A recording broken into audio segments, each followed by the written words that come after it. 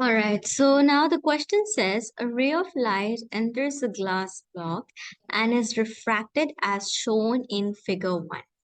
The first part of the question says, explain why the ray of light is refracted towards the north.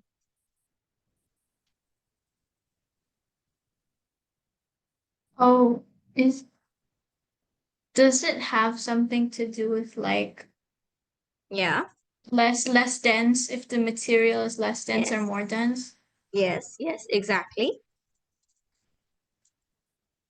So if the material is less dense, it will bend towards the normal? Yes, exactly. So over here, but this one phrase that you're missing, you have to say that as the light travels from less dense to more dense medium, the speed of the wave changes. The reason it's even bending in the first place is because its speed is changing, right? If the speed doesn't change, it's not going to change direction. It's not Oh, going to okay. bend. So you have to say that since it's going from less dense to more dense, yeah, the speed is going to change, and the change in speed causes to change direction and bend towards the normal. Now, they're saying opals and diamonds are transparent stones used in jewelry. Jewelry shapes the stone so that light is reflected inside. Figure 2 shows the path of ray of light that enters and leaves a shaped piece of opal. This ray of light is totally internally reflected. State the equation linking refractive index and critical angle. Uh, wait. Is it sin C equals 1 over Yes, n? yes, correct. The critical angle of opal is 43 degrees. Show that the refractive index of opal is about 1.5 degrees. Oh, can I write it? Yes.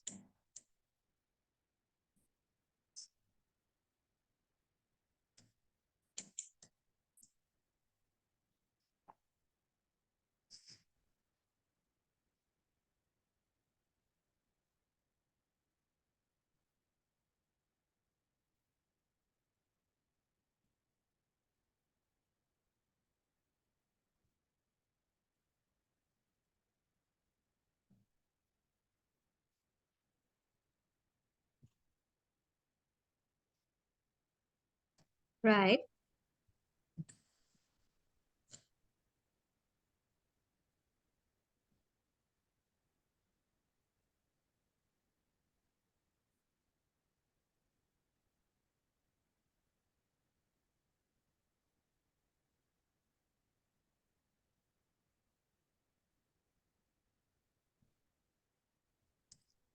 Is that correct? Yes, that is correct. Good job. Okay. Now, they're saying the refractive index, this is a tricky question, okay? This one. So I wanted you to, it's going to be slightly tricky, but I want you to take some time and think about it and see if you can figure out the answer. The refractive index of diamond is 2.4. Explain why rays of light inside a diamond are more likely to be totally internally reflected than those inside an opal.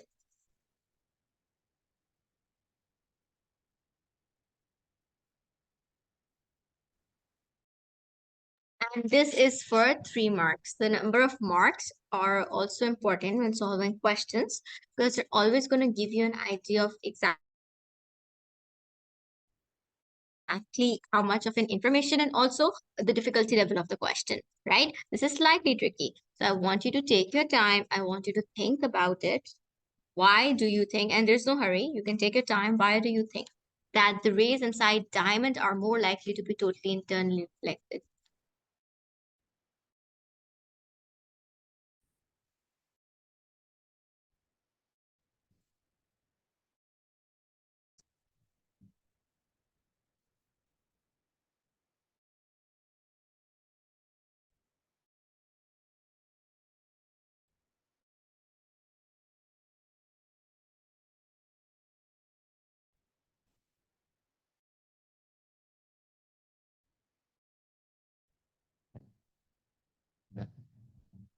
Um,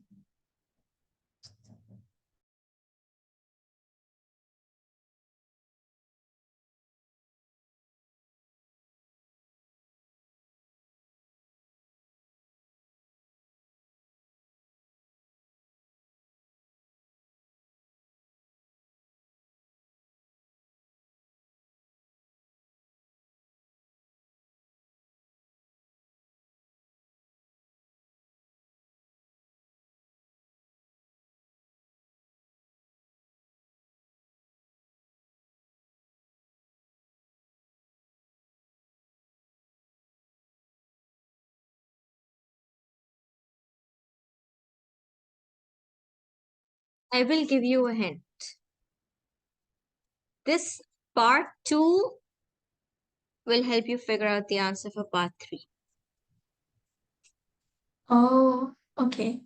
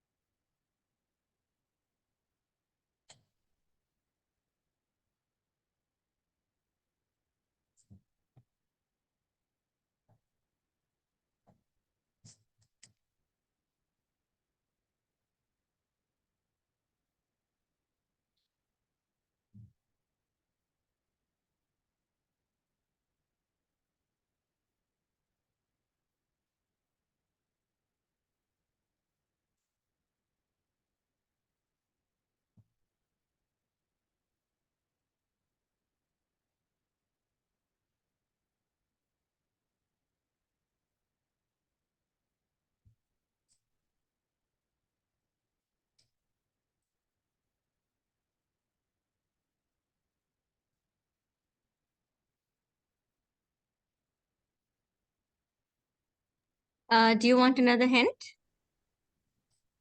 Um, is it like because a diamond has a bigger refractive index Yes. than an Yes. opal? Yes. You're on the right track. And So then now, yeah, does it have something to do with critical angle or no? yes, it Oh, does. okay. Exactly. You're on the right track. Another thing that's going to help you, or another hint that I'll give you, is try calculating the critical angle for time and see if that gives you an idea. Oh, okay.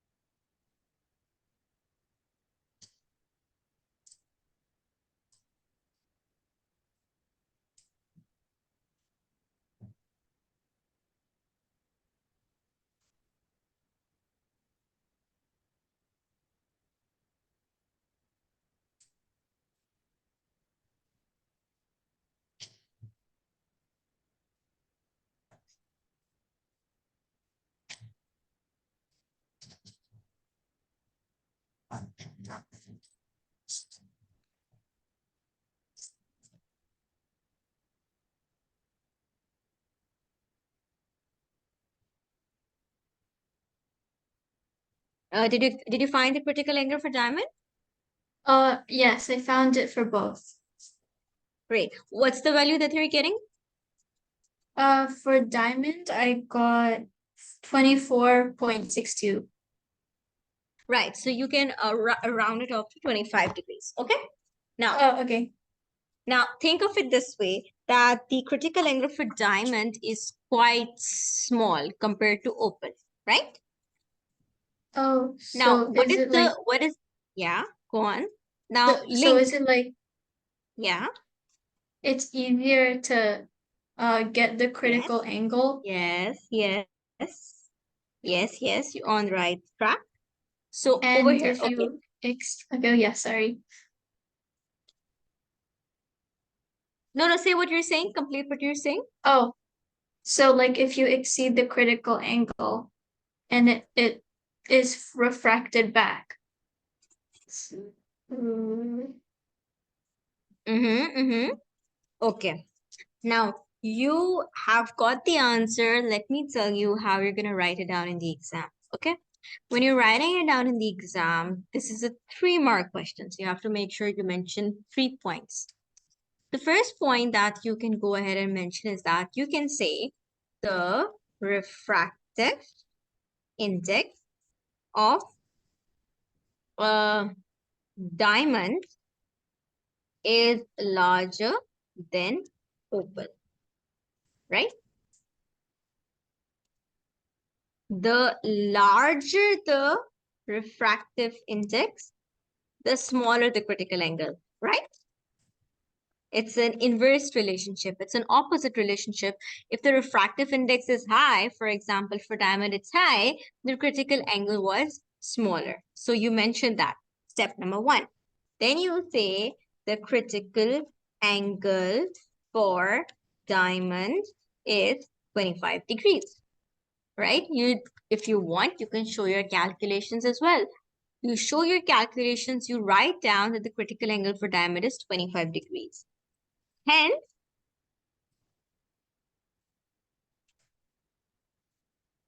or then you can mention total internal reflection occurs when the angle of incidence is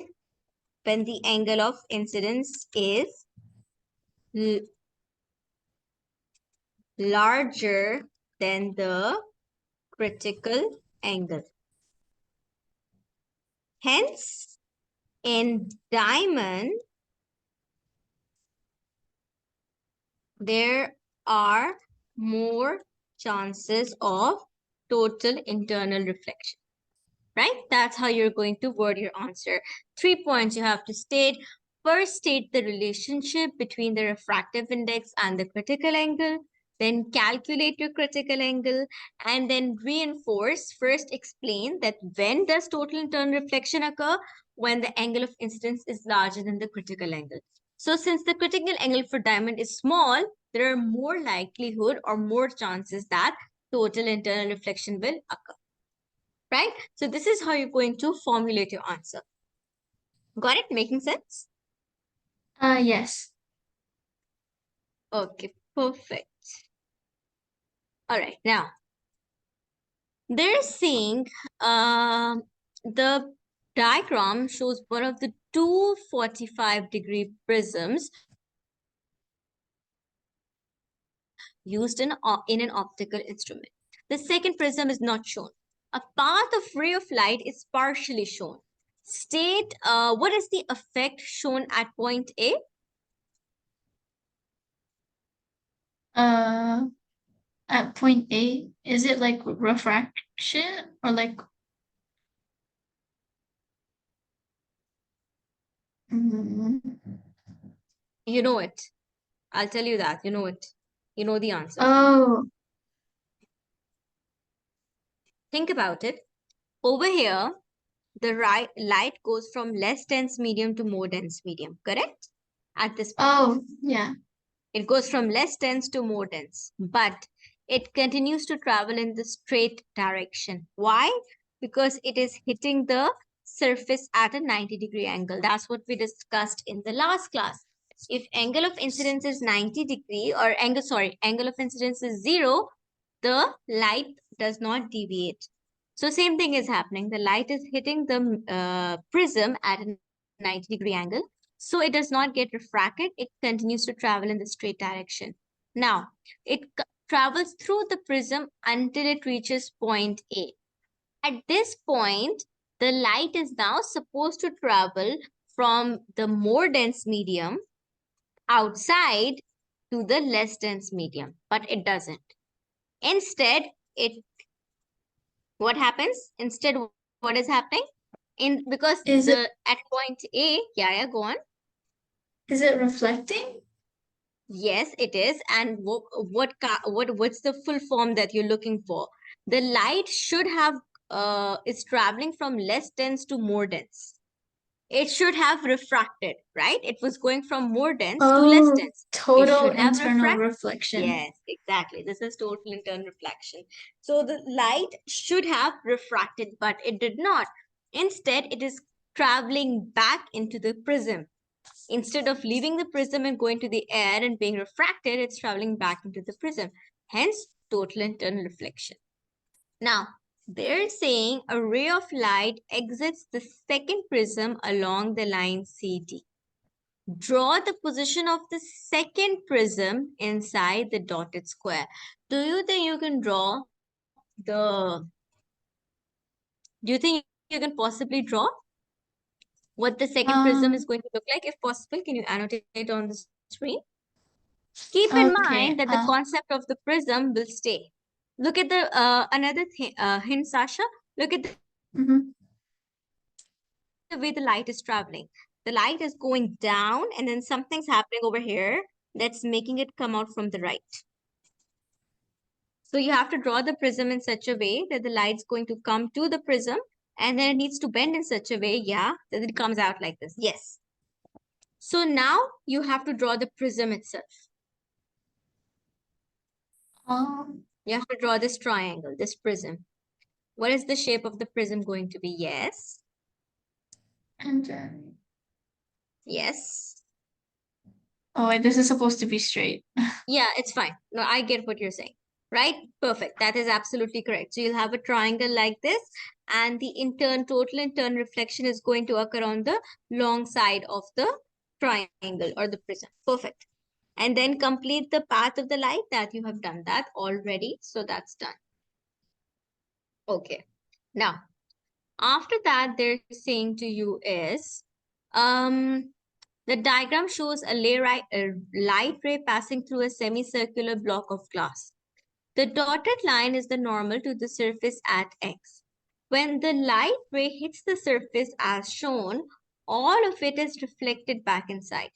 Name the process shown in the diagram. Oh, is it total internal reflection? Yes, it is total internal reflection. What is the angle labeled theta? Is that the angle of refraction?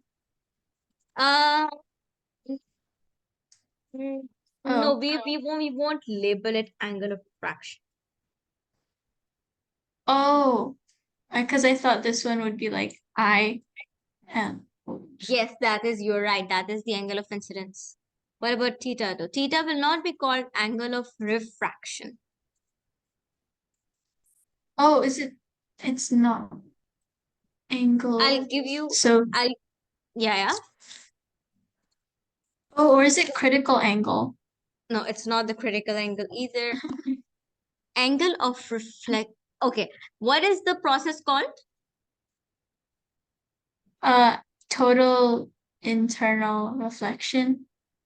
Look, exactly. Total internal.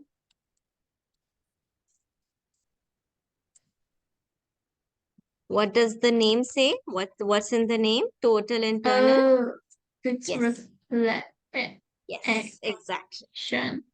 Yes, so this is not the angle of refraction, it's the angle of reflection. And if I ask you to tell me what's the numerical value, do you think you can tell me the numerical value? Is it not R because refraction is R? So I'm not sure what. The symbol is a bit interchangeable. The symbol is interchangeable. We use R for reflection and also for refraction. That's why in the exam you want to write down the full form. So, it's like 100% clear. Okay, so can you tell me the numerical value of theta? Oh, that okay. Shouldn't they be the same? Yes, it will be the same. Exactly.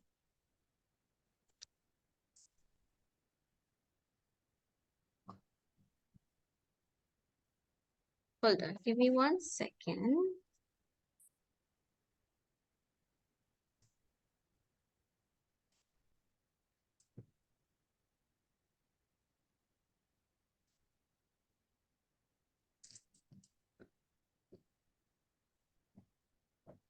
Okay, now look at part A and read it carefully.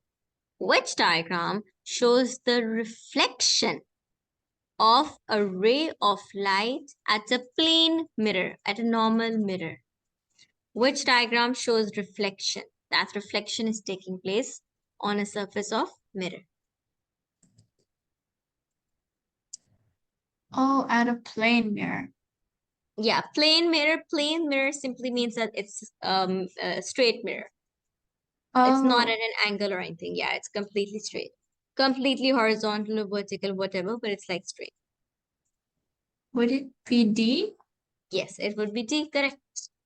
Now, they're saying the diagram below shows a ray of light as it passes from air into a glass block. The angle of incidence is 43 degrees and the light is refracted as shown on the diagram. Draw the normal for this refraction. And then on the diagram, mark the angle of refraction.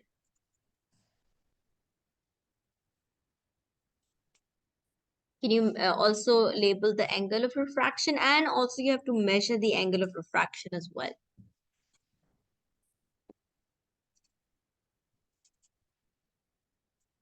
Would this be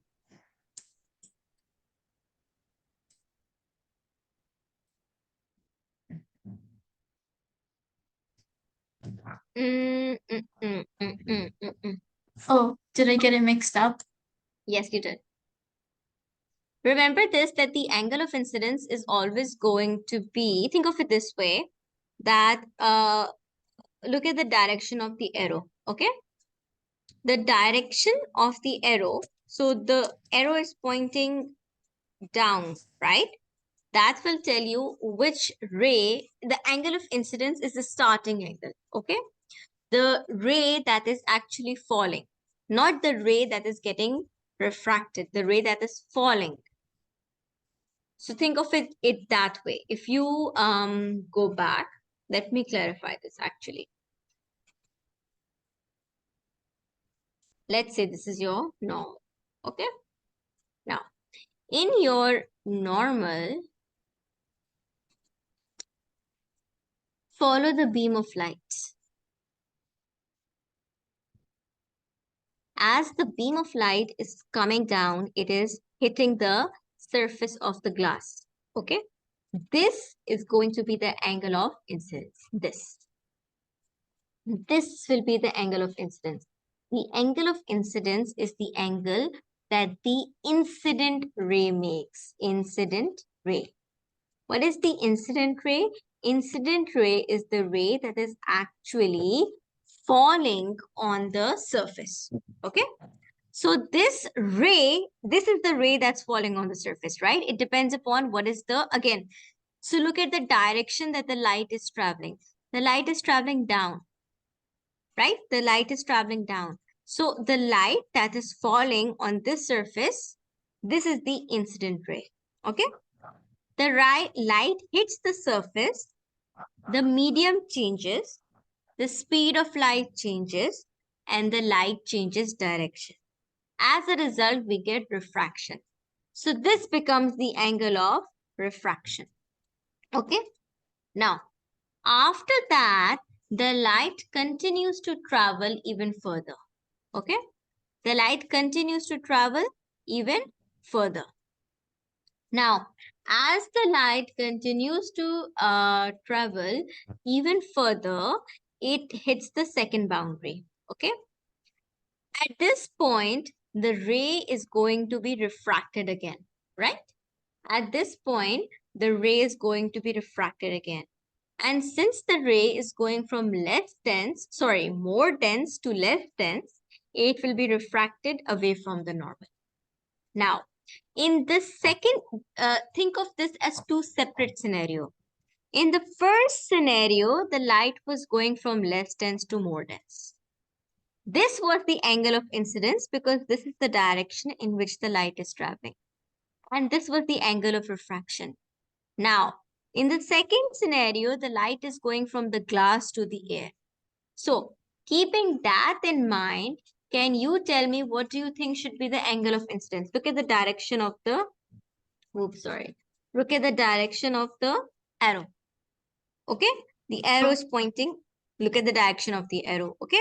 The direction of the arrow will always help you. So now in the second scenario, this is the angle of incidence and this is the angle of refraction. Okay? Yes, exactly. So this over here, the arrow is coming down. So this is the angle of incidence. And this is the angle of refraction. Okay? Then in the second scenario, so keep in mind that the angle of incidence and refraction will change. Over here, it's going from less dense to more dense. So in the first scenario, in the first boundary, this is the I, this is the R. But in the second boundary, it changes because the light is now going from more dense to less dense. So it will refract again. Okay. So the scenario changes. So this will be angle of incidence and this will be angle of refraction. Similarly, let me add one more point. Forget this arrow. Imagine if the light was traveling in this direction, like this, the one I've just drawn. Okay.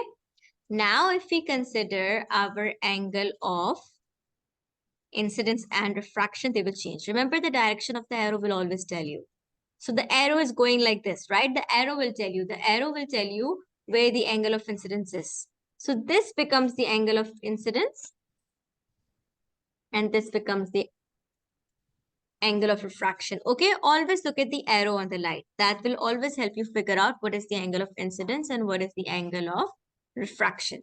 So in this case, since the arrow is pointing downwards,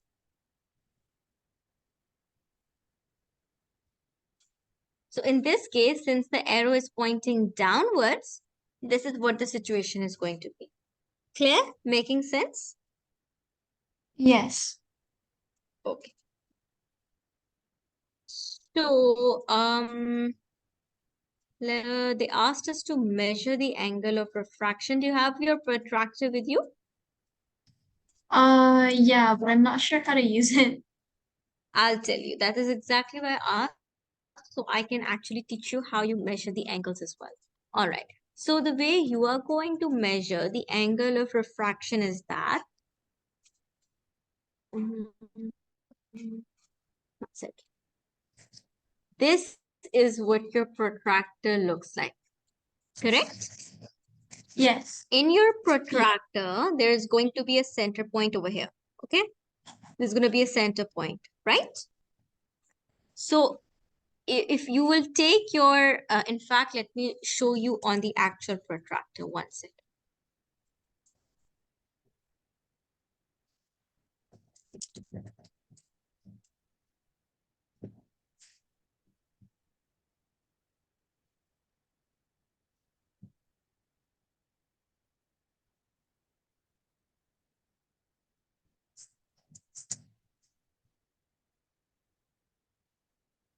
This is what your protractor looks like. This is the central region. Okay. So what you're going to do is that you're going to, your normal looks like this. Hold on. We have a ray of light that's coming like this. Then we have our normal. And then we have a ray of light going like this. Okay. And this is the angle that we have to measure. Now, what I want you to do is that I want you to place the protractor in such a way. So this line, the bottom line of the protractor, this bottom line of the protractor, right? Put it on your normal. Okay. So you'll take your protractor and put the bottom line on the normal. Like this. Okay. This is going to be the bottom of your protractor, like this. Align it in such a way that this central portion comes over here. Try to align it in such a way that the central portion of the protractor, this comes like this. Okay. And then you're going to have your rest of your protractor. Got it? Now, after that, can you see that there are two scales? Okay. There is a scale on the outside that goes all the way to 180 degrees. Yeah. Yes. And there is a scale on the inside as well. Okay. So you when you're going to go ahead and talk about it, we always start measuring from 0. Okay. You always want to measure from 0. So if you place your protractor on it, you choose the scale in which the 0 is closest. For example, right now, if you take a look, you will see that, let's see.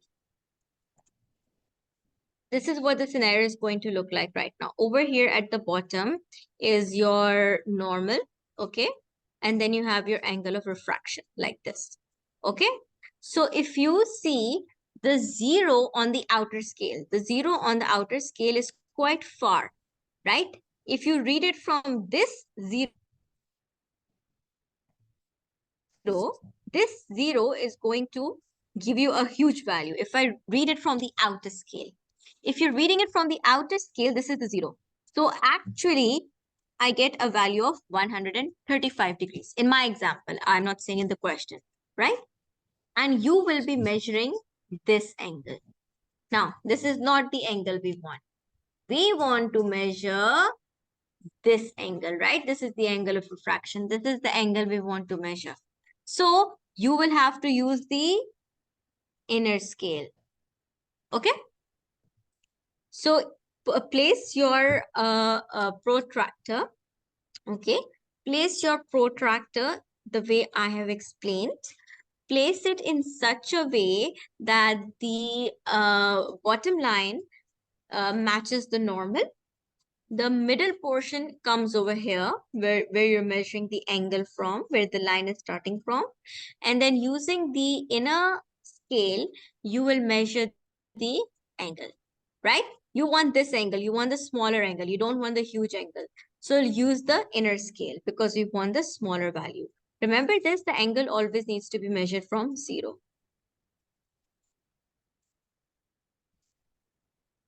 Is it making sense how you're going to go about it?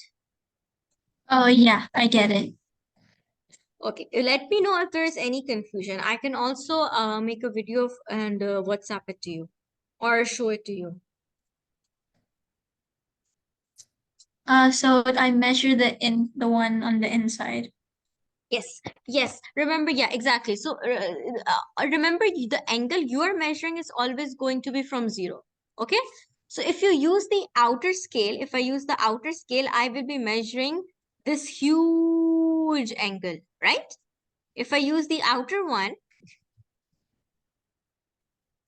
if I use the outer scale, I will be measuring this huge angle because the 0 for the outer scale is over here.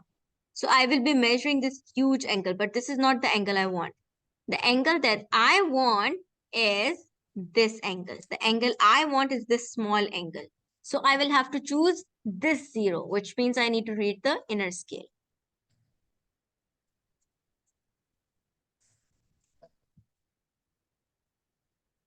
So try that and let me know what answer you're getting. Hold on. Yeah. I'm getting like 1 second. 45. Not over here. Oh, sorry. Let's Oh, go no, back to sorry. the Yeah, you have to, yeah, yeah. Over there, we're getting 45. 1 second, you have to do it over here. I'll just quickly draw the normal and all for you again. So this is your normal, okay? And this is the angle that you have to measure. Now try it on this one.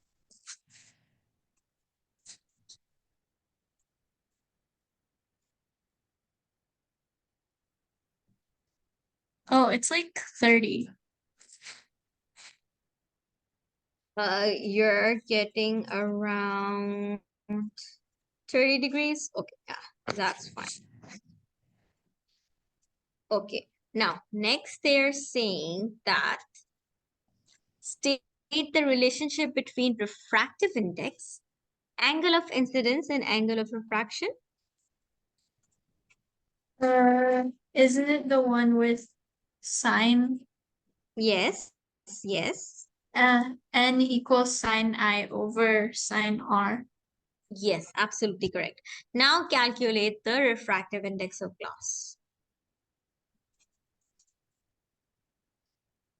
Okay. Won't both of them be the same because the angle of incidence is the same as angle of refraction? Ah, but you are not do that's for reflection. That's not for Oh, refraction, right? That's for oh, reflection. Yes, this is refraction. In refraction, the angle will change because the light will move close to the normal or away from the normal. The angle of refraction you measured yourself. The angle of incidence is to you.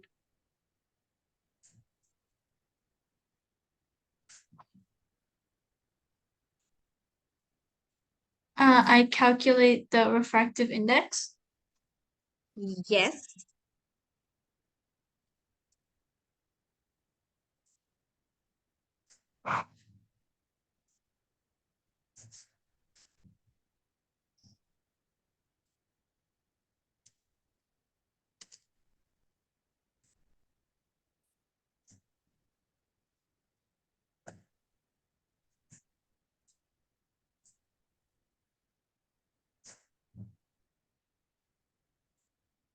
I got 1.4.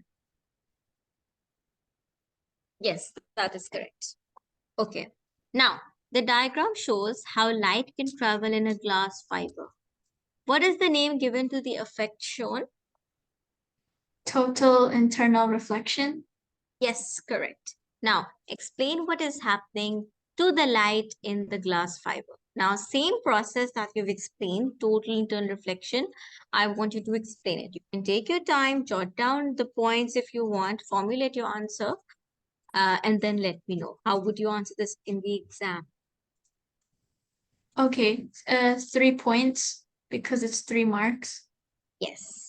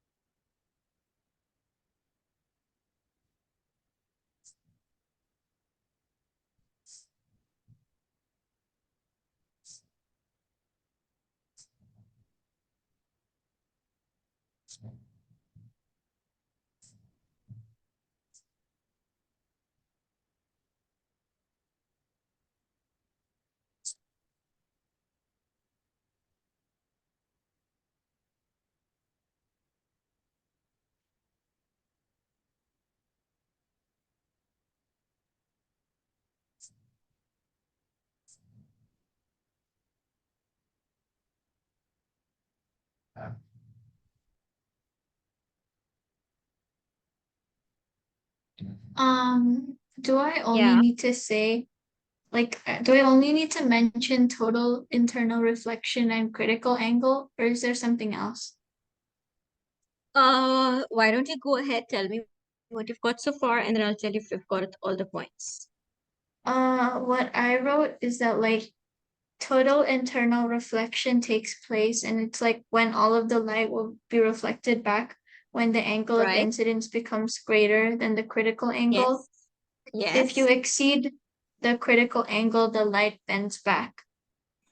Yes, the light is internally reflected back.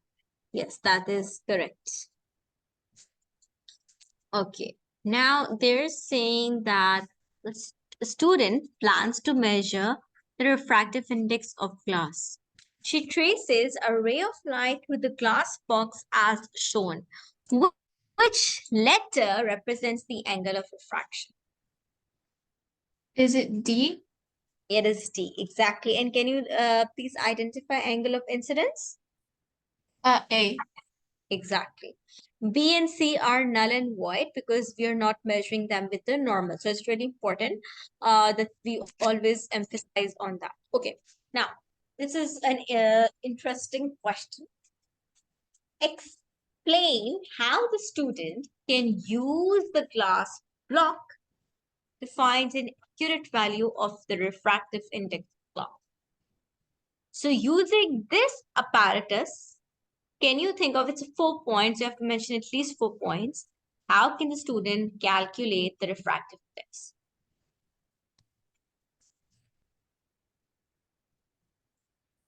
Oh,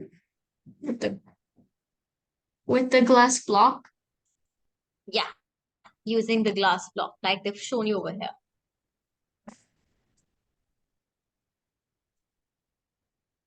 So do I say stuff like measure um the angle of Mhm. incidence and then measure angle Yes, of on the right track. ref On the right and track. do I mention the equation? Yes, you do mention the equation. You can even add a few extra points, use array box, whatever, use a Oh, protractor, stuff like that. Yeah. So formulate like a proper answer. Think of like if you were doing this experiment, what would you do? Think of it that way. So go so it's step like by step. explain. Use a protractor. Yeah. Measure the angle. Use this equation. Then do this. If you want to give a precaution, please ensure that you take this precaution or any improvement that you can add that would make it better.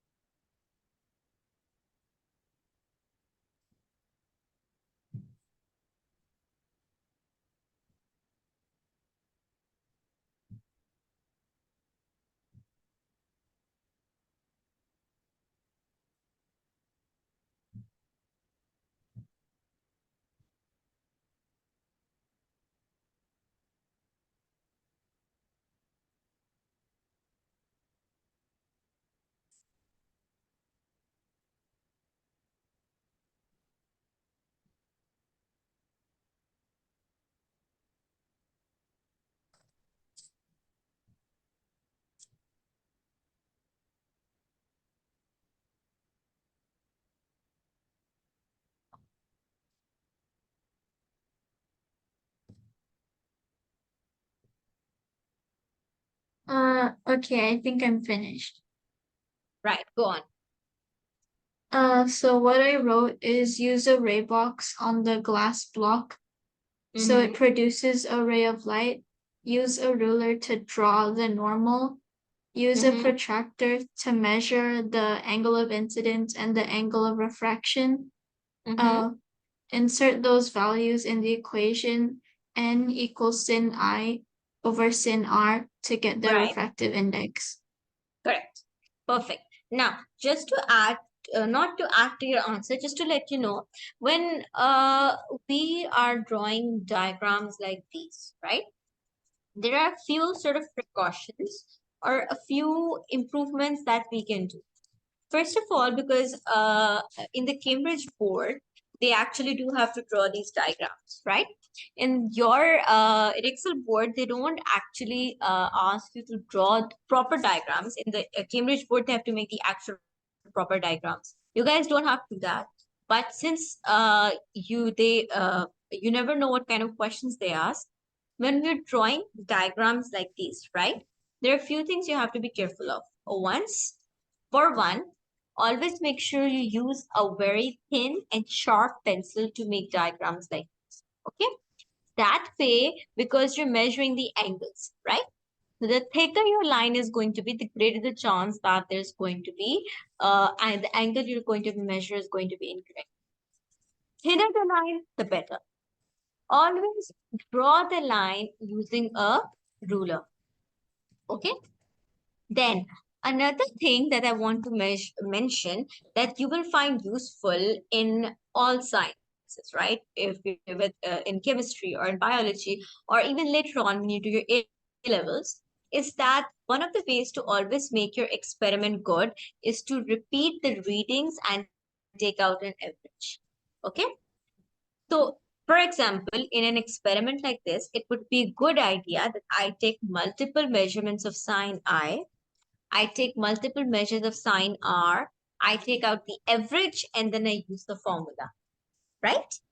So that way, for example, imagine that while you were measuring the angle, there was some kind of human error from your side.